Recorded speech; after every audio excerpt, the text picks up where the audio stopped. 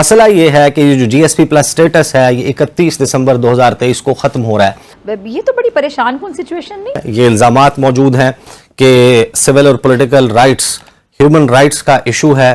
इसके ऊपर European union किस तरीके से इस मामले को देख रहा है। गोल्डमैन सैक्स जो कि सेकंड लार्जेस्ट इन्वेस्टमेंट बैंक है वर्ल्ड का बाय रेवेन्यू, कि इंडिया 2050 तक पीछे कर देगा अमेरिका को। हम एक चेंज लेकर आएंगे, तब्दीली लेकर आएंगे, तो मतलब ये थी तब्दीली। वजह उसकी क्या है? देखो, पाकिस्तान तन तन्हा इस इलाके में मौजूद है, हमारा कोई दोस्त नहीं। जब हम सारा बचपन सुनते रहे उम्मा उम्मा कर प्यारे, उम्मा उम्मा गुटड़ू गूं, उम्मा उम्मा गुटड़ गुटारे, अब उम्मा की तरफ देखें। जो पब्लिक सपोर्ट और पब्लिक की भलाई के काम होते हैं, इंडिया ने वो किए। वहाँ पर चाइना ने भी इंफ्रास्ट्रक्चर डेवलप किया, लेकिन इंडिया ने इस तरीके से किया कि जो डॉक्टर जयशंकर ने कहा कि हम आपको लोन्स नहीं दे रहे, हम लोन्स दे रहे हैं लेकिन हम और आप पार्टनर हैं, हम पार्टनरशिप की बेस पर ये करेंगे। वो चीज़ अफ्रीकन कंट्रीज और चाइना के बीच नहीं थी। लाख रुपया तेजी से गिर गया, रुपए की ऊंची उड़ान, डॉलर के मुकाबले रुपए की बड़ी छलांग। लेकिन क्योंकि यूरोपियन यूनियन के अंदर अभी इख्तलाफात हैं, तो एक चीज तय है कि वो इतना आसान नहीं होगा। तो पाकिस्तान का सबसे बड़ा मसला मईशत है, तो अगर पाकिस्तान की मुआशी लाइफलाइन किसी एक तजारत को कहा जा सकता है तो वो पाकिस्तान और यूरोपियन यूनियन के दरमियान तजारत है, जिसमें गुज़श्ता 10 सालों में 70% इजाफा हुआ। जीएसपी प्लस स्टेटस पाकिस्तान की मसनूआत को आसान शराइत पर duty free access European markets तक वो कंपेटिटिव हो जाती हैं। उसकी वजह से पाकिस्तान को तकरीबन 8 अरब यूरोज की पाकिस्तान की एक्सपोर्ट्स हैं। मसला ये है कि जो जीएसपी प्लस स्टेटस है ये 31 दिसंबर 2023 को खत्म हो रहा है। इस स्टेटस के लिए 27 इंटरनेशनल कन्वेंशंस और ट्रीटीज हैं जिनके ऊपर पाकिस्तान ने अमल दरामद करना होता है, जिसमें एक बहुत ही इंपॉर्टेंट और टॉप ऑफ द लिस्ट जो ट्रीटी है, जो कन्वेंशन है, वो international convention on civil and political rights है। क्या पाकिस्तान के पास ये स्टेटस बस बरकरार रहेगा या नहीं रहेगा एक ऐसे वक्त में जब पाकिस्तान में एक पॉलिटिकल क्योस की सिचुएशन है। ये इल्जामात मौजूद हैं कि सिविल और पॉलिटिकल राइट्स, ह्यूमन राइट्स का इशू है। इसके ऊपर यूरोपियन यूनियन किस तरीके से इस मामले को देख रहा है। कामरान बताइए कि कैसा रहा एक तो दौरा, और उसमें जीएसपी प्लस स्टेटस के हवाले से क्या आप लोगों को बताया गया है?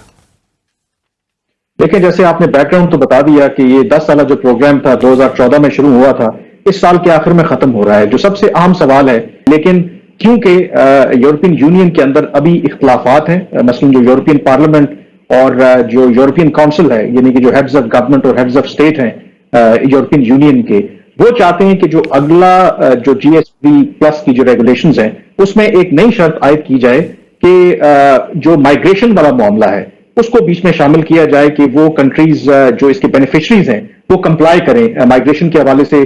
जो गैर कानूनी तौर पर लोग यूरोप आते हैं उनको रोकने के लिए वो इकदाम करें और उसको लिंक करें जीएसपी प्लस जो अगली स्कीम है।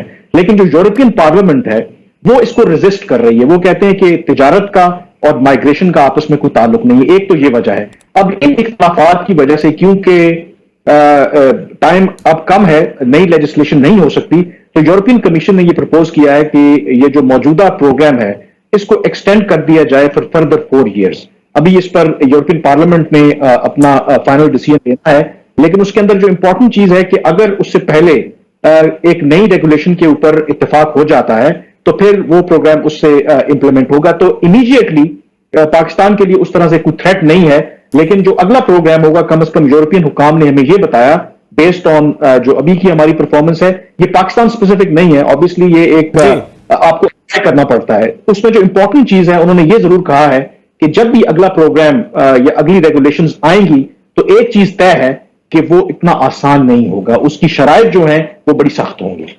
शराइत सख्त होंगी। दूसरा मुझे ये भी बता दें कामरान कि ये भी तज़किरा हुआ कि 9 मई के वाकयात जो हैं उनके हवाले से भी रिपोर्ट, अपनी असेसमेंट रिपोर्ट जो है उसमें शामिल की जाएगी, जो गालिबन सितंबर में आ रही है।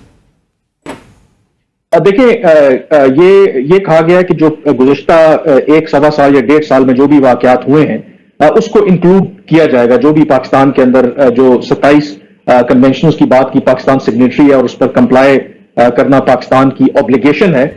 रुपए और पाकिस्तानी मईशत तन्हा तन्हा महसूस कर रही है। अच्छा, इसका इसहाक डार साहब से भी कोई ताल्लुक नहीं, मैं क्लियर बात आपसे कर रहा हूँ। इसका इसहाक डार साहब से कोई ताल्लुक नहीं है, इसका असद उमर से कोई ताल्लुक नहीं है, इसका शॉर्टकट तरीन से कोई ताल्लुक नहीं है, इसका अब्दुल हफीज शेख साहब से कोई ताल्लुक नहीं है। जिस दिन तक आप लोग मेरी बात नहीं मानोगे ना, तो आप लोगों की दुकान नहीं चलेगी, आपकी दुकानदारी नहीं चलेगी। वजह उसकी क्या है? देखो, पाकिस्तान तन तन्हा इस इलाके में मौजूद है, हमारा कोई दोस्त नहीं। जब हम सारा बचपन सुनते रहे उम्मा उम्मा कर प्यारे, उम्मा उम्मा गुटड़ू गूं, उम्मा उम्मा गुटड़ गुटाड़े, अब उम्मा की तरफ देखें तो 2 अरब डॉलर दे रहे, 3 अरब डॉलर दे रहे, हाय हमारे दोस्त आ गए, हाय उम्मा ने हमारी मदद कर दी। भाई ये तो उनके लिए छोले मुरमुरे हैं यार। वर्ल्ड कप फीफा का फुटबॉल हुआ, उसके अंदर पता नहीं अरबों डॉलर उन्होंने लगा दिए। पाकिस्तान की आबादी 25 करोड़ होने को आ गई, अब किसी ने 23 करोड़ कहा ना तो मैं उसको छोड़ूंगा नहीं, सही है। अब बात ये, पाकिस्तान की आबादी गई बढ़, हम दुनिया का 5वां सबसे ज्यादा बड़ी आबादी वाला मुल्क है। वो बच्चा जो इंटरव्यू ले रहा था ना यहाँ पे एक नामालूम सियासतदान का, तो वो बच्चा उसने शुरू किया इंटरव्यू, आपने देखा होगा इंटरनेशनल मीडिया पर। उसने कहा हमें पाकिस्तान के बारे में क्यों सोचना चाहिए, पता है आपको? उसने स्टार्ट किया interview, one of the top anchors है वो, अमेरिकन उस पे है, वो एशियन ओरिजिन का।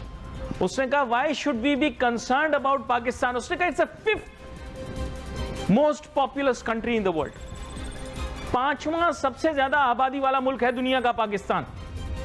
और कुछ हो नहीं हो, हर घर में 2 क्रिकेट टीम जरूर निकल रही हैं, आपस में T20 का मैच करा दो इनका।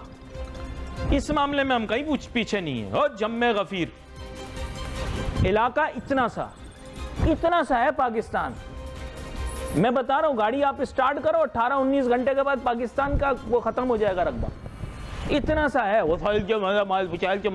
ऐसे वीडियो देखने के लिए नीचे दिए गए सब्सक्राइब बटन को प्रेस कीजिए और घंटी बटन को क्लिक कीजिए ताकि आपको नए वीडियो मिलती रहे।